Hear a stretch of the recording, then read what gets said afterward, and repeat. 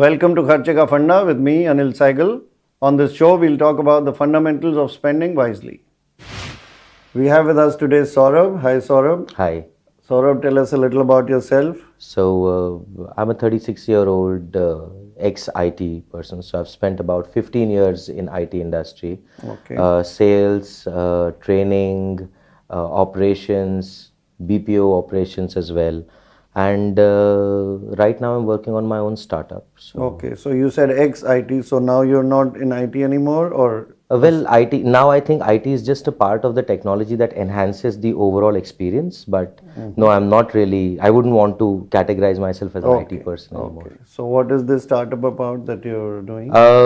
It's more of an idea which is to bring, do something in the media space across at a countrywide level.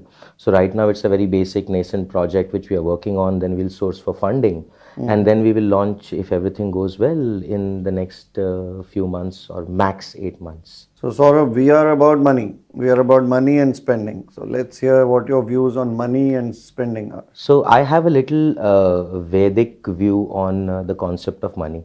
I believe money is Lakshmi, goddess Lakshmi. Okay. And by the typical nature of how goddess Lakshmi is, she is very chanchal.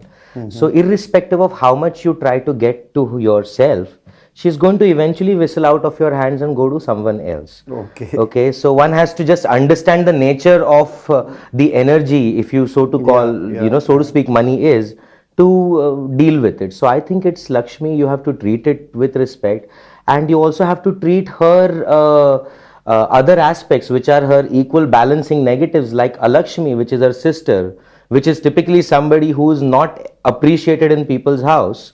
You also have to pay to her. I haven't had any experience with this term. The Vedas say that Lakshmi, Vedas and the Puranic stories say that Lakshmi has a sister called Alakshmi. Okay, wherever Lakshmi goes, Alakshmi also is with her. It is the balancing force of energy.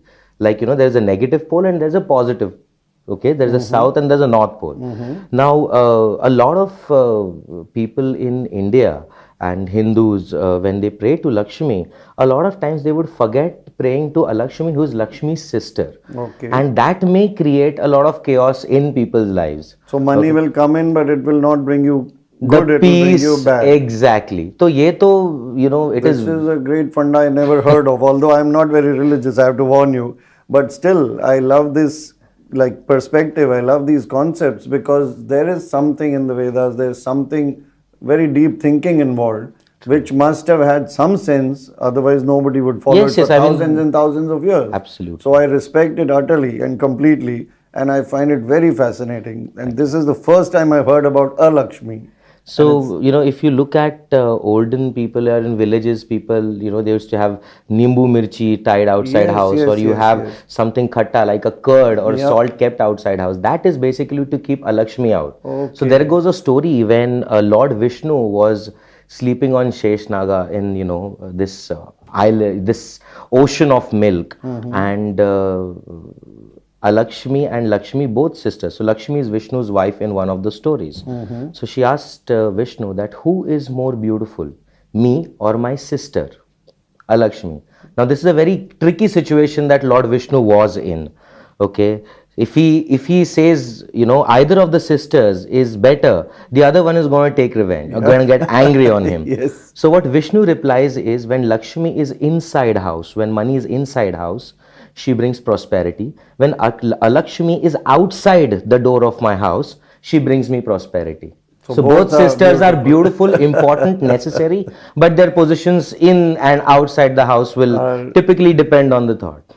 Okay, so that's a great perspective on money. So you've made it directly connected to the Vedas or to the stories from the Vedas. So how do we implement your thoughts into our life?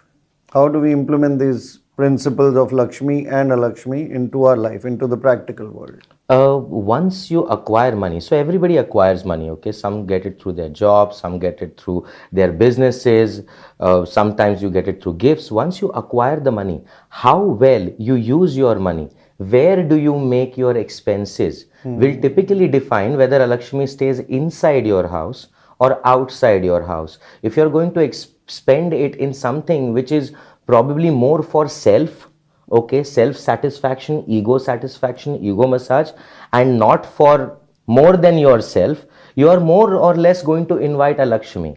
When you spend it on people who matter, start with your near and dear ones. When you spend it for the rightful purposes first, and then put yourself last into the race with the money that you have made, you are bound to have A Lakshmi out of a the Lakshmi house. out of your house, and also you will probably see Lakshmi staying with you for a longer time, because you are not using her only for your self satisfaction but for the betterment of society, people, whoever it could be, in any form or way. So you've given us in a very concise form a great takeaway that Thank you. money can be good, you call it Lakshmi, money can be bad, you call it Alakshmi. It's great, and it will depend on how you use your money. How you brought it in and how you're going to use it Correct. will keep you either happy or unhappy. I think you've given us a great takeaway, Saurabh, and thanks a lot for sharing this with us. It's been very great talking to you, and I love this concept of yours. Thank you. And we'll meet you again sometime. Sure. Thank you so much. And before we go, funda of the day. After you've acquired money, your happiness will depend upon how you went about spending it.